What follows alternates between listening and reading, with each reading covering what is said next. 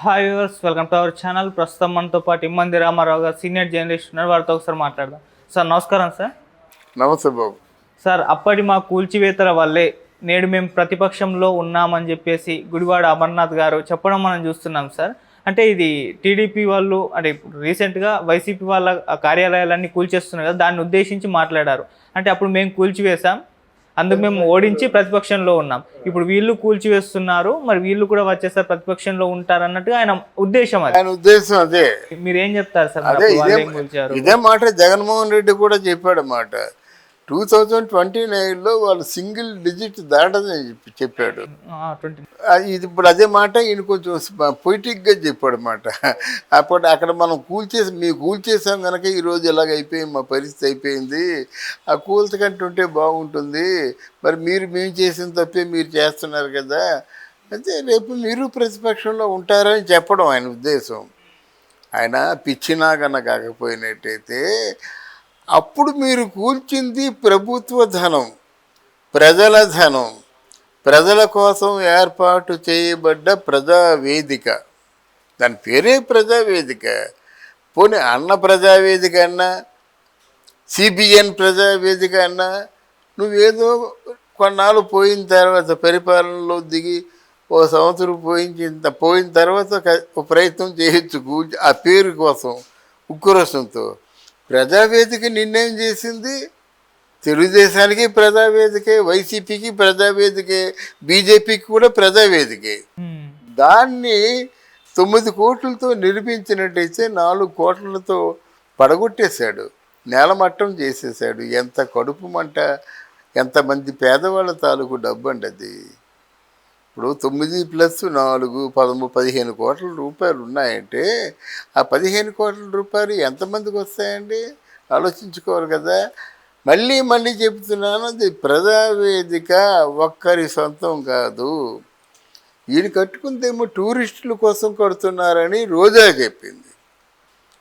ఇక్కడ Jaganmohan Reddy వచ్చేదంటే camp office అన్నాడు.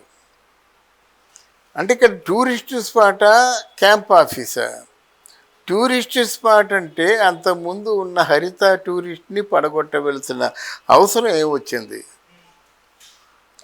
అది 11 కోట్ల రూపాయలు రాబడి తెచ్చుకుండేది.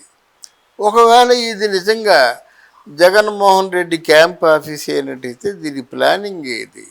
దీన్ని ఎవరు శాంక్షన్ చేశారు?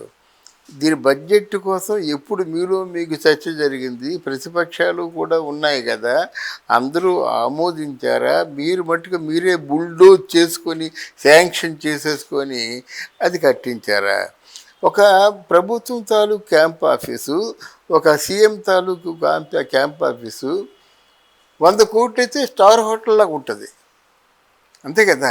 ఒకవేళ మీరు ఎంత విదేశీయుల్ని ఆకర్షించాలన్నా 100 కోట్ల బడ్జెట్లో మీరు కట్టినటువంటి క్యాంప్ ఆఫీసు ఒక స్టార్ లాగా ఉంటుంది, స్టార్ హోటల్ లాగా ఉంటుంది. మరి మీరు 500 కోట్ల రూపాయలు విలువ చేసే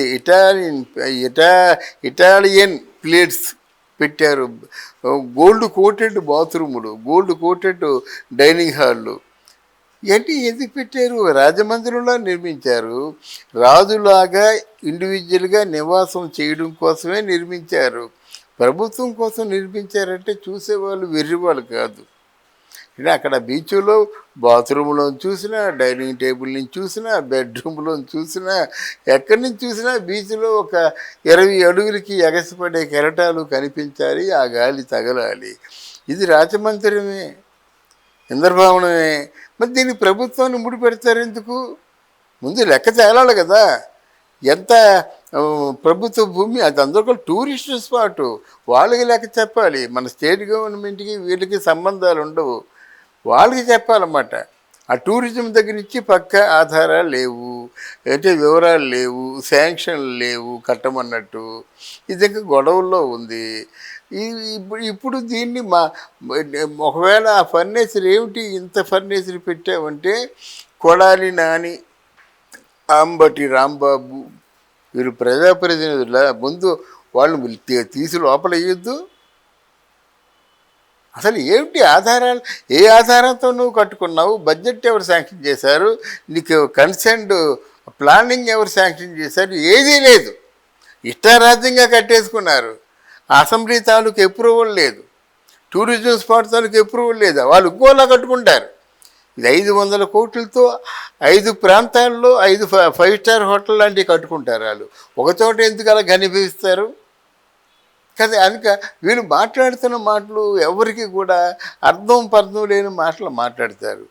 ఒకటి నిజం, గుడివాడ అమర్నాథ్ గారు వీళ్ళు ప్రామిస్లు చేశారు కదా, సూపర్ 6 అందులో సూపర్ 4 చేస్తే మళ్ళీ వీళ్ళే వస్తారని నేను ఛాలెంజ్ చేస్తాను. ప్రజలు అల్ప సంతోషులు. వాళ్ళకి ఇండస్ట్రీస్ వచ్చినా, అన్ఎంప్లాయ్మెంట్ కవర్ చేసినా, మన కళ్ళ ముందు 4 వైద్యానికి హాస్పిటల్ కట్టినా, వైద్యం అందుబాటులో ఉన్నా, చదువులు బాగుపడినా, ఇవన్నీ కూడా కళ్ళ ముందు కనిపిస్తే వాళ్ళు ఎవరు చెప్పినా వినరు. వాళ్ళు ప్రోగ్రెసే కావాలి. సూపర్ 6 అవసరం లేదు, సూపర్ 4 దాటితే చాలు. అవును, అది తెలుసుకోవాలన్నమాట.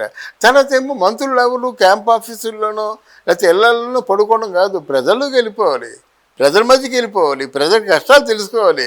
ప్రజలు సమస్యలు చేస్తారు, ఆ సమస్యల గురించి అసెంబ్లీలో చర్చించుకోవాలి, బిల్లు పాస్ చేసుకోవాలి, ప్రజలు సమస్యలు తీర్చాలి. నీళ్ళు అనుకోండి, ఆ నీళ్ళ మీద ఓ చర్చ, ఎంత బడ్జెట్, రోడ్ల మీద ఇమీడియట్గా చేయవలసింది. అది ఎవరి మట్టు గాలి పడిపోతున్నారు, కొంతమందికి యాక్సిడెంట్లు కూడా అవుతున్నాయి. అలాంటి సామాజిక దీర్ఘకాలిక ప్రయోజనాల్ని దృష్టిలో పెట్టుకొని నిర్ణయాలు తీసుకొని దాన్ని ఆచరణలో పెట్టగలిగిన రోజుని ఎవరూ ఆపలేరు వాళ్ళ విజయాన్ని. అది కాకుండా మీలాగా మాటల ప్రభుత్వం, కక్ష సాధింపు ప్రభుత్వం అయితే మనమే ఎదురుతీతాం. ఇప్పుడు ఈరోజు మనం చెప్పుకుంటున్నాం కదా, వీళ్ళ మాటల్లో ఏమైనా తేడా వచ్చిందంటే, ఇప్పుడు ఎర్రడే గురించి చెప్పుకున్నాం కదా, వాళ్ళలో ఏదైనా లోపాలు ఉంటే మనకి లోపాలను ఎత్తి చూపించడం కోసం మనం ఉన్నాం. ఒక ప్రత్యేకించి ఒక పార్టీ వైపు ఉండడం కాదు, వాళ్ళు చేస్తున్న కార్యాచరణ మీదే మనం చర్చ జరుపుకుంటున్నాము. మన అనుభవం అంటే సహకరించిన మేరకు మనం వాళ్ళకి చెప్పగలుగుతున్నాం, వాళ్ళ ముందు ఆవిష్కరించగలుగుతున్నాం. అదే గుడివాడ అమర్నాథ్ కానీ మిగతా వారు కానీ వాళ్ళు అర్థం చేసుకోవాల్సింది. ఈ తప్పు చేసే మీరు ఆపోజిట్ కూటమి పెంచేశారన్నమాట. నోటుకొచ్చినట్టు వాగి కూటమిని పెంచేశారు. లేకపోతే కూటమి పెరిగేది కాదు.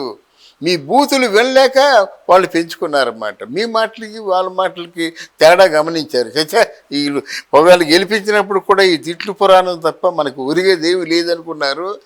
లక్షలు కోట్లు ఆశ పెట్టినా సరే తిరస్కరించి వాళ్ళు ఓటు వేశారు. మీకు జ్ఞానోదయం అయినట్టయితే, మీకు బుర్ర పనిచేస్తున్నట్టయితే మనం ఎందుకు ఓడిపోయాం ఆలోచించు. కొంతమేరకు గుడివాడ అమర్నాథ్ ఆలోచించాడు. కానీ నువ్వెందుకు ఓడిపోవాలి? నీకు పొలిటికల్ బ్యాక్గ్రౌండ్ ఉంది కదా, నువ్వెందుకు ఓడిపోవాలి? ఆత్మావలోకనం చేసుకో. ఎవరికి వాళ్ళు ఆత్మావలోకనం చేసుకున్నట్టే వాళ్ళు చేసిన తప్పులు గుర్తుకొస్తాయి. Right sir, thank you so much. Thank you.